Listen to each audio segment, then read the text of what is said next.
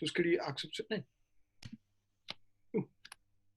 Yes, hello, and welcome to this conversation about the new ANUBIS GATE album, Covered in Colors. And I have with me today, we are here, both of us, Kim and I, two different places in Denmark. And we're here to talk about this album, which was released last Friday. And it's all a cover album, as many of you may have heard. And it doesn't really have anything to do with Covered in Black, except it was a kind of a lightweight counterpart to that one. So Kim, hello. Hello. How did this? Yes. How did we come about to do this album, really? Well, yeah, as you said, really, it's. I don't know if it's a kind of consequence of Covered in Black. And this is where we might get into, we're four guys in the band, that opinions might differ a bit about this. But for me, it was kind of, I went through a depression when we made Covered in Black, and I felt so productive. But I hadn't, after Covered in Black, but I hadn't really written anything yet. And, but I needed to be productive. So I had this idea that we choose some songs that we knew would work well for ANUBIS GATE, and rearrange them, and then we might do an EP. And then we talked about, okay, we pick two songs each. But that, of course, didn't really happen. It was more like a project that was a roller coaster. Suddenly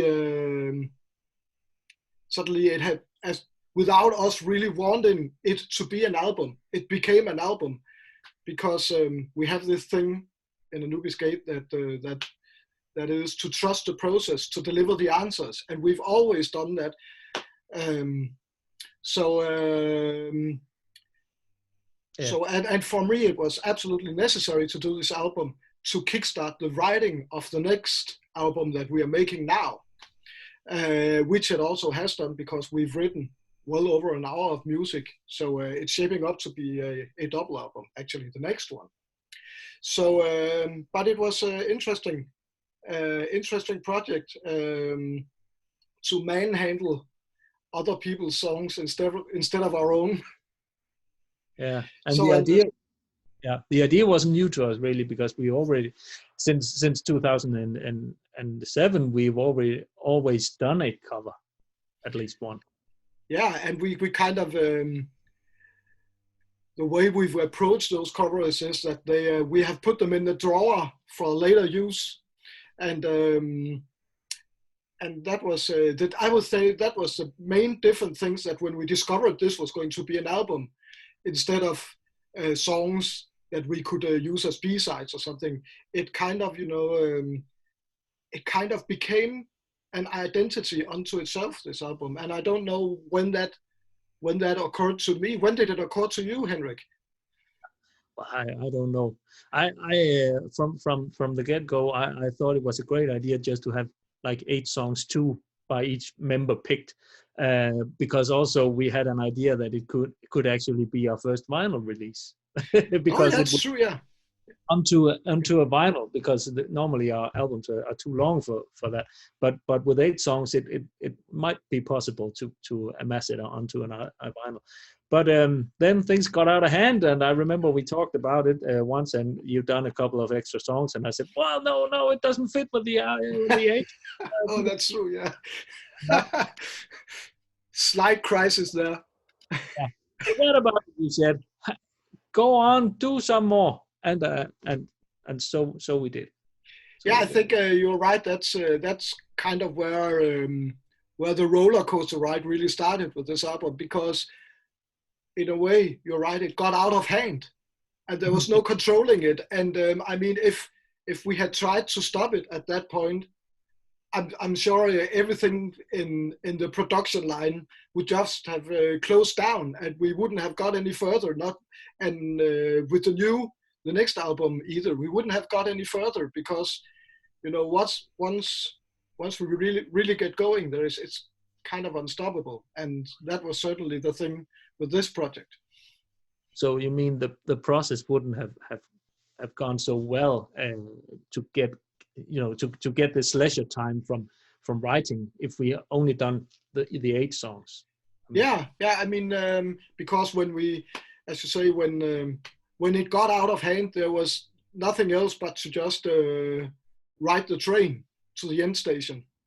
You know, there was no way to get off, and the only thing stopping us was the 74-minute CD limited.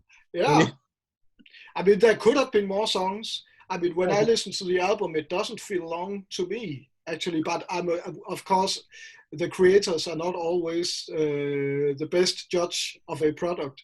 But I always listen very closely to the album and say, is this too long? Or, I mean, A Perfect Forever had an extra track, which was only on the South American release, and it was cut away because when I listened through it, I was just thinking, this is too massive. I can't handle any more Marshall stacks in my ears now. All right. So should we begin to discuss the songs on this? And that's what we will do. We'll tackle the first 7 songs of the album now, and we'll go through the songs and what we remember about recording them, and why we recorded them. And the first one, Still Live in Mobile Homes, that was your pick, Henrik, and also by a very large amount your arrangement. So why did you pick that one? Yes, when we first talked about doing this cover album, the first thing I remember, I thought, can I in any way get anything by Japan or David Sylvian amassed onto this? Is there any song? Because I've always been a huge fan of this, and especially the Mick Kahn bass, fretless bass lines that are so original and innovative. Actually, it easily transformed. It's actually the bass line that is transformed into a metal riff on this song, and it worked surprisingly well. I'd say it's gone up a bit modulated a bit up. What do you call it? Transposed. Sorry, transposed. Yep. Yeah, to fit my voice better. But otherwise, it's pretty much sounding like ANUBIS GATE doing this song, and it fits well for metal, I think. What do you think? I think it's a very well fit, and it's an obvious album opener. I'd say it's. I mean, if people didn't know it was a Japan song, they would assume it was a ANUBIS GATE song. Yeah. And that goes for many of the songs, I think, here. If they don't know the originals, they are going to hear our songs like, our versions like it's the original. And also, one thing I noticed, that when I was going to play, and when Michael and me was going to play that line on guitar, which was in your demo of the song, it was really hard to play. It was a hard rhythm to, it's a very, very strange groove. All those 16th notes at the wrong places. So that was a fun challenge. And Michael does a killer solo. It's Michael playing the solo. And this is your first keyboard solo in ANUBIS GATE. And I love it. Oh yeah. But it's practically the same notes that are played in the original song. So it's not very original in any way there. But it's more arranged solo, I'd say, also from the creators. So it was a fun thing to get this done. And I don't know if it's my inspiration from this music that makes it, not sounding so far off ANUBIS GATE, really. Maybe it might very well be, because I mean, the thing is with all those covers, in my opinion, is that since a lot of those songs and a lot of those bands that we've covered obviously are also inspirations for ANUBIS GATE. It means that we can also make them sound our own. It's not if we try to do a Creedence Clearwater revival. So, I love Creedence. I mean, they're one of my favorite bands, but they're not an inspiration for the thing we do in ANUBIS GATE. So if we had tried to cover Born on the Bayou or something, it wouldn't have sounded like ANUBIS GATE. And that was, I mean, if we couldn't make it sound like us, it didn't go on the album. Right. So, but Henrik, I know you're a big fan of David Sylvian, and I also, not just in the way you write the melody lines, but I also, when I read his lyrics, sense a sort of a poetical inspiration from the way he angles his lyrics. And is that true? Could be. I don't know. I haven't really thought about it. But probably yes, because I listen so much to his music and lyrics. So there's definitely a chance there for for inspiration. So get out there and listen to some Sylvian and Japan, please.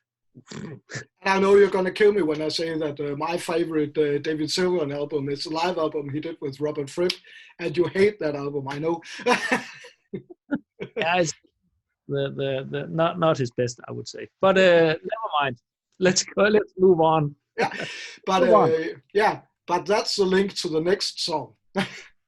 You could say that, because that is actually a song by King Crimson, which I know you especially have been listening a lot to, and one of the first progressive rock bands ever really to come out. And is that the reason why you got interested in prog, or did it come later?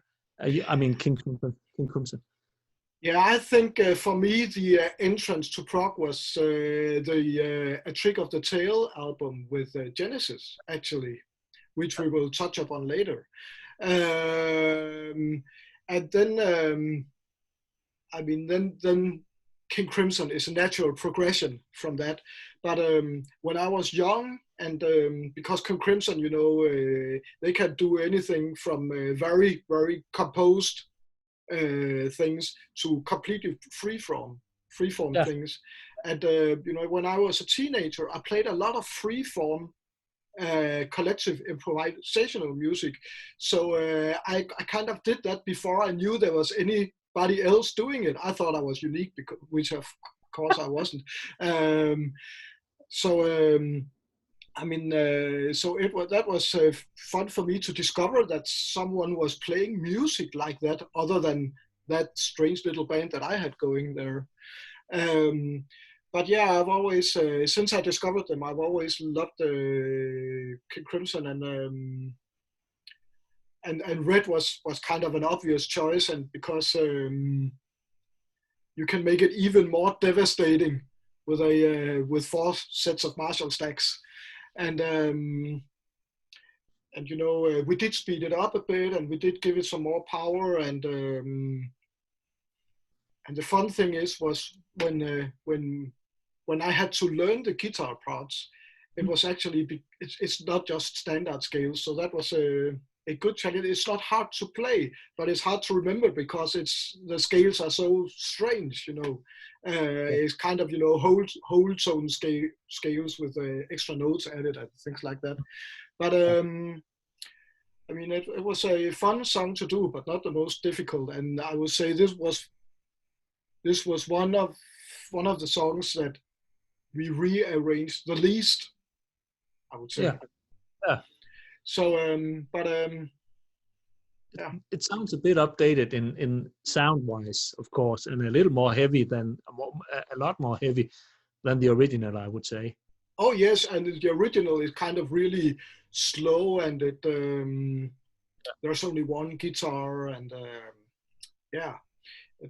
it's much updated, and we also allowed ourselves to put some loops and percussion stuff in there, and so I would think that we did move the song to another place.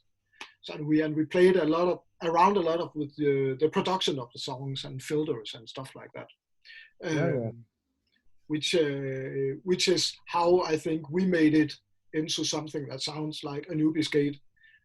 Yeah. It needs lyrics and vocals. I should have done a vocal lyrics for it. Yeah, you should, absolutely. I mean, red.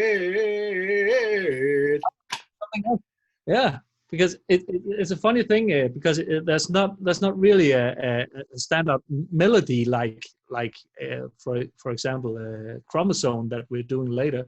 That would be hard to do. It sounds almost as if it could have been a backing track for a song. I mean, that's the thing. I love things like that because when you listen to music, it's like, you know, when if you have 100 colors to paint with and you take 90 of them away, then the remaining colors, they kind of fill the spectrum. And if you listen to ambient music, which there is, you know, sometimes it's almost just like sound effects, you kind of get a feel for the structure anyway. It's like, oh, that's the chorus and that's the verse, and that's the same thing with this song. You know, it kind of has a verse and it kind of has a chorus, even if you could have fitted a vocal over it. And sometimes, you know, by removing something from the music, you just make everything else bigger. And I'm not much of a believer of the less is more, you know. Sometimes more is more. But in this case, you know, it's kind of funny how your brain reworks music to make a structure anyway, even if it's not conventional. That's right. Yeah, right. So let's move on to the next song, Henrik. Yes. Which was kind of one of the odd ones out, I would say. So it's a song called Plantage in Danish, because it's Danish lyrics. And you choose that song and it's your arrangement. So how on earth would one choose a Danish song for a band that is normally in English? Tell me about that. That's a good question. I think we've talked about it before. It could be fun to do something in Danish, just one track, some bonus track of sorts. And when this cover idea came up, it was actually this and Still Life. That was the two songs that I picked. It's by the Danish band Under Byen, which is a kind of an art installation.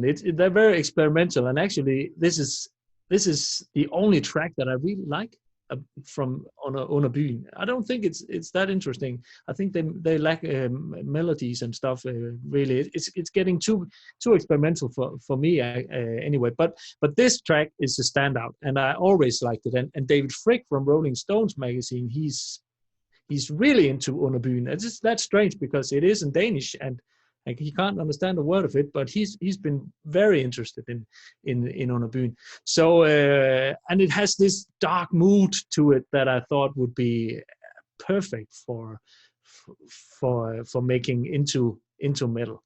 So that was the key thing about it. And another thing, Henrik Sennevald's vocals are so paper thin, so hush, and I thought it would be interesting to really take it out and do something opposite to that. Really shout it out.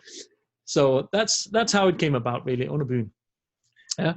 Yeah, and I agree. It's I think the original is great too, and I think it's kind of, you know, when in our version it's almost like a doom metal song, you know, and then your clear vocals over it, and it's for me it's one of those instances where it could have been sung in French or Chinese or anything, you know, the music and the melody transcends the lyrics anyway. I mean, the lyrics are great in Danish. It's kind of, you know,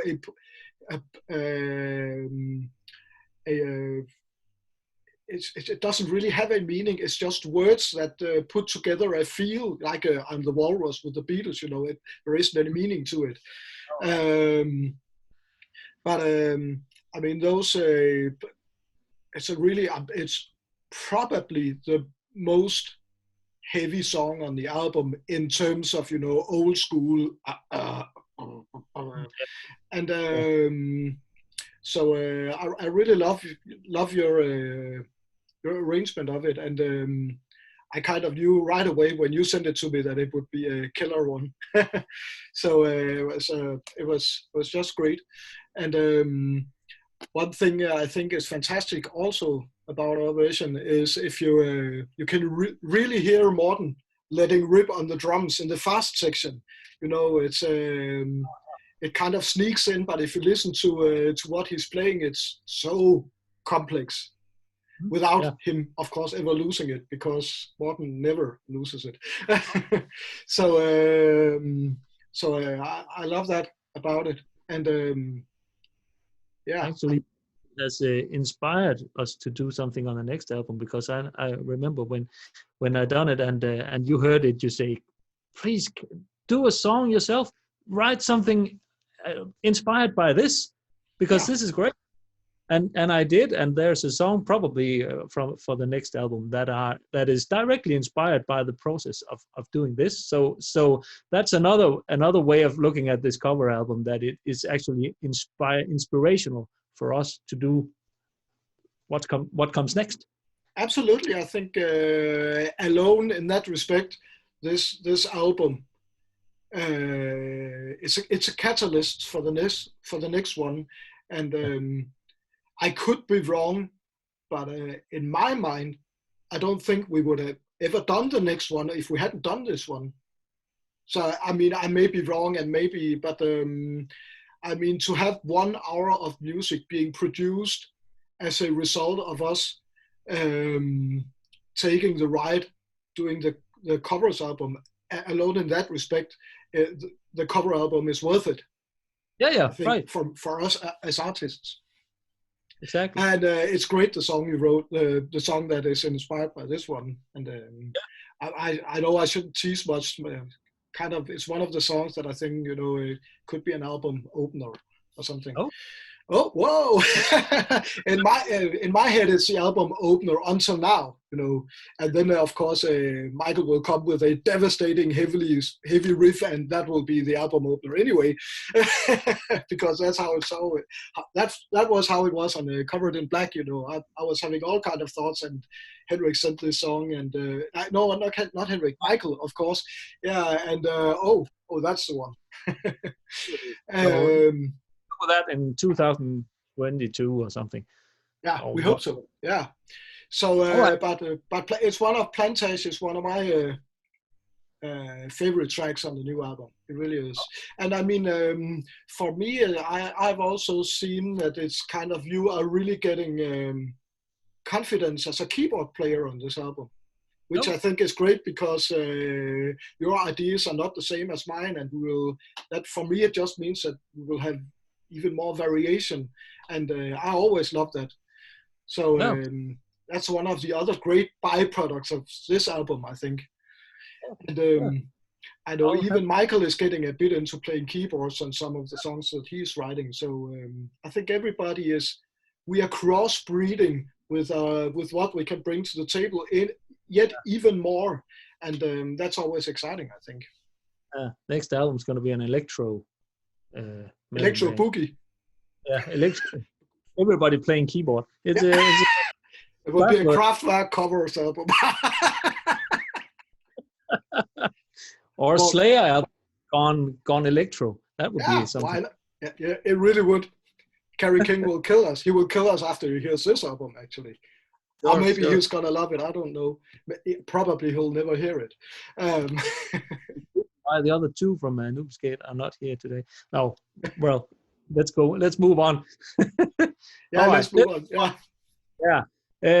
To a song called Experiment, originally by Voivod. And Kim, you know, we've always had our disputes about Voivod. I like the first album.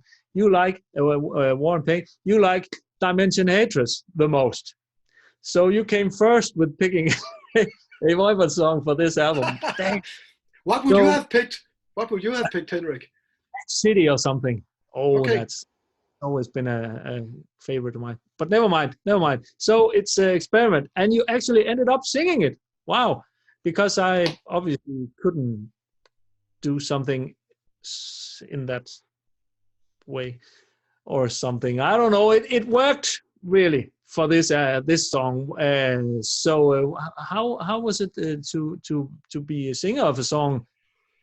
Nerve-wracking, I would say. For me, I'm still waiting for the reviews to come out and say, "Oh, he shouldn't have done that," and what does Kim think? And Christ, that's horrible. What? Could have done them all, they say. Absolutely, I'm not gonna say that.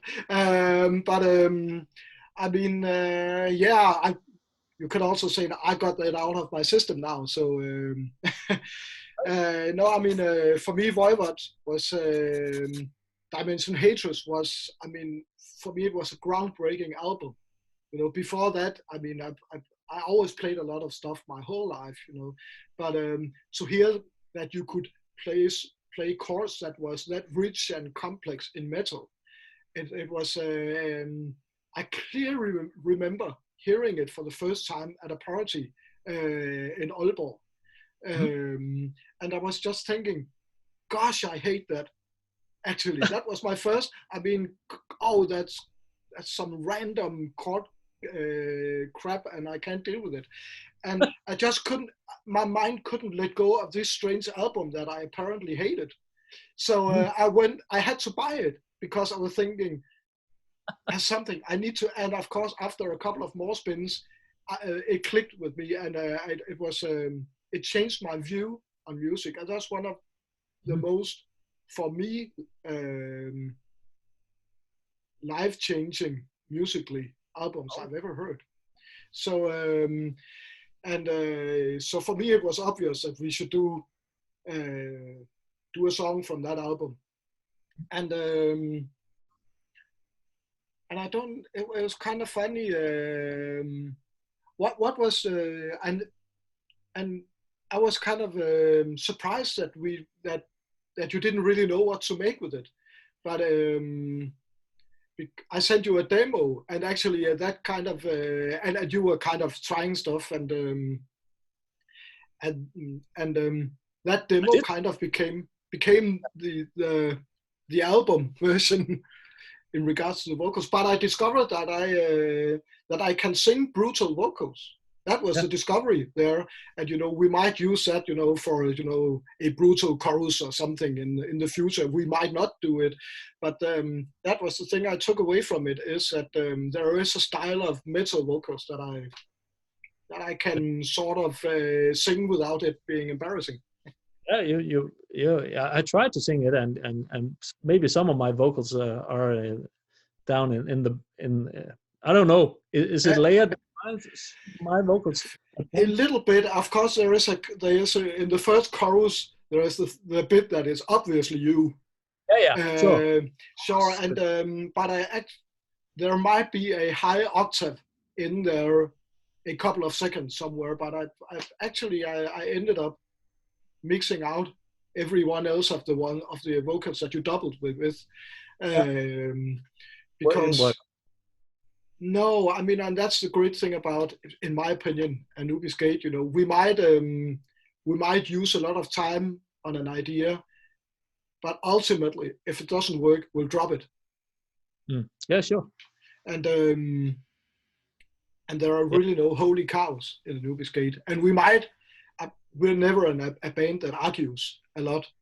So we might have very, very mild, amusing arguments amongst ourselves, but we always kind of, I mean, if we argue about something, it's usually a sign that something is not good enough, actually. Yeah. So, and one of us might be a bit stubborn and say, no, I want this in, but ultimately it'll be dropped. So that's, but we never really, I can't recall us ever having a harsh argument. Ever, actually. No. Maybe because we don't know each other at all, because we live so far away. Yeah, that might be it, because we never got the, in Danish it's called øvelokale kulder, which is kind of, rehearsal room craziness. We Yeah. never we never really get that, because ANUBIS GATE works in another way. Of course, if we do live shows, we meet and rehearse, and but we're kind of very efficient as a band, I think, in what we Yeah, do.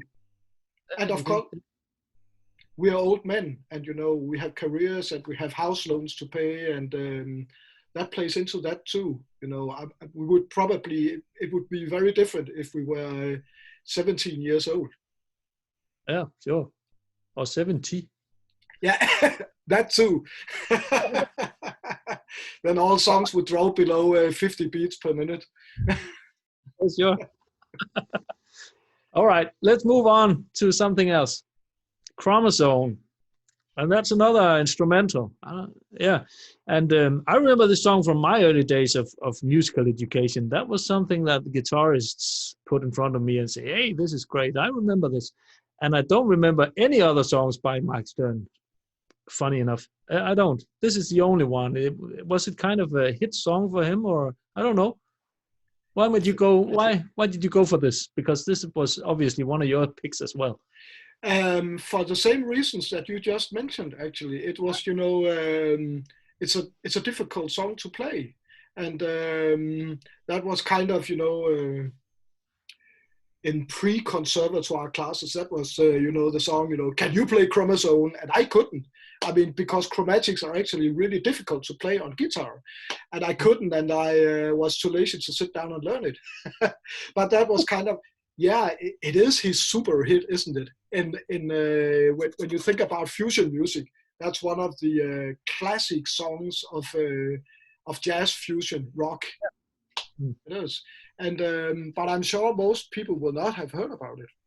And so many years later, kind of 5 or 6 years ago, I set about rectifying my laziness of the youth and actually learning the song. And I found that technically it gave me a lot. And already then I was thinking, this could be a fun song for ANUBIS GATE to cover, because we do it well, but it will be kind of, left field, as you say, for ANUBIS GATE. But because we rarely ever do instrumentals, and there are 2 on this album, actually. It's very funny. But this is almost the first one picked for this in some way, because you thought about that years ago.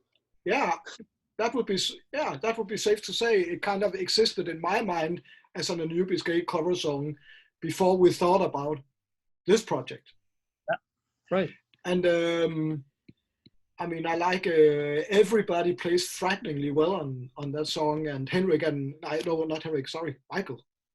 And that's me, always confusing names. Michael and me are trading solos. It's kind of, in that way, it's really the ethos of heavy metal. It's really, 80s heavy metal, show off heavy metal. It's really in that song, even though it's a jazz fusion classic. And that's funny, and I always enjoy Michael's solos more than my own. So, and I think it was fun to hear him play something different. Actually, I was looking forward to see how he would approach playing on this song. And of course, he just blows me away as usual. And I love that. I love being blown away by you other guys in the band. That's it's one of my, when I hear stuff, when I think, whoa, that's crazy. I love that. It's one of my favorite things about ANUBIS GATE. So yeah. But Chromosome is a fun track to play, and right. I think actually, but most songs on this album are actually, as concerning Morten's drumming, I mean, he recorded this album with there's a lot of difficult stuff in there, but he used 1.5 days to record it. And yet Jacob and I were sitting kind of in disbelief, looking at Morten zooming through all this song, and we were kind of, do we really need another take? It's great. And okay, next song. And I was thinking, okay, here's a difficult part, and okay, we'll probably have to use some time on it. And he was just, boom, okay, and we were kind of, it was amazing. And you know, my Morten is obviously a fantastic drummer, but and he's played on so many great albums, not just ANUBIS GATE, but Paramaze, and so much stuff. And he's a session drummer too. But his favorite drumming, in my view, of all time, you know, my favorite drumming of his is on this album, because he could also do a lot of things that he normally wouldn't have the space to do in metal. So I mean, there's all those in this. I love the drum mix. Jacob did the drum mix of this album, and you can hear all his little, you know, ghost notes on the snare drum. It's all in there, and normally you'd filter that out because it'll just be noises in the wall of Marshall stacks, and it's all in there, and you can hear all his little nuances. And he did so many things that I've never heard him do on this album, and that was great too. I love it. I also think your best vocal is on this album ever, actually. But yeah, that's Atlas, which we'll get to in the next part. But to me, it's like you always sing fantastic, but that one is kind of, you know, you really peak on that one. Well, thanks. Thank you. Yeah. So, but let's move to the next song before we pat ourselves too much on the backs. So the next one is kind of a curious choice in a way, but then again not, because if we can do Chromosome, we can also do the next one. But the next one is Glamour Profession, which was your choice. So so tell me about that. Yeah. Since the 90s, I've always been fascinated by jazz harmonics in other stuff than jazz. I also like kind of jazz, fusion jazz especially, but I'm more fascinated with taking out these harmonics and put it in some other context. And actually, since we started in ANUBIS GATE, my ambition has always been to involve more jazz into metal, because I think they're kind of opposites in some way, and I would like to hear other things than just fifth going around like you did in most in the 80s. So it was interesting to take a song like Glamour Profession, which is a Steely Dan song, and they are kind of the pinnacle of jazz pop fusion in the 70s, and this one is from 1980, the last album. We actually have 3 songs from 1980 on this one. Yeah, this is one of them. So how could it be? How could you mendel these things together? And actually, I think it works really well. I talked to someone, one of my friends that are also into this kind of music, and I said, how is people going to react to something like this? People, and he said, actually, if what I usually hear from you guys, they are not that surprised, because you do this already kind of in many songs, these modulations along in the song. So you wouldn't think it would be too strange to people. What do you think? Have you thought about it? Well, I'm kind of, you know, when I listen to the way you arrange your vocal lines and harmonize them, it's always been like, because I've had the privilege of listening to them in isolation, and you know, and they were always very jazzy. It's always, I mean, the harmonies are very complex, and you're not afraid to have the odd note in there that, you know, when you hear it on the whole, it sounds beautiful, but when you hear it in isolation, it's kind of, is that really what's going on? It's very, very dense and things like that. So I mean, there's always been, as you say, an undercurrent of jazz harmonics somewhere in almost each song of ANUBIS GATE. And I mean, what I think is funny about this one is that it's kind of is kind of split in two ways. There is the guitar part, which is very regular heavy metal, and then there is we allowed ourselves to have kind of one keyboard part through the whole song with an e-piano stacked with a stringer synth, and all the jazz harmonics comes from the way that moves in and out of the guitar riffing, and that was kind of a new approach actually. So Right. to kind of be that obvious about it, and that really it works very well, and I think it's one of those that it sounds, even though it sounds so jazzy, it sounds so Anubis Gate. um, but it was at first I found it to be a curious choice, but it worked out great. And sometimes it's just about perseverance. The song, Yeah. if you think, okay, maybe it doesn't work right now, but it will work with if we persevere with it.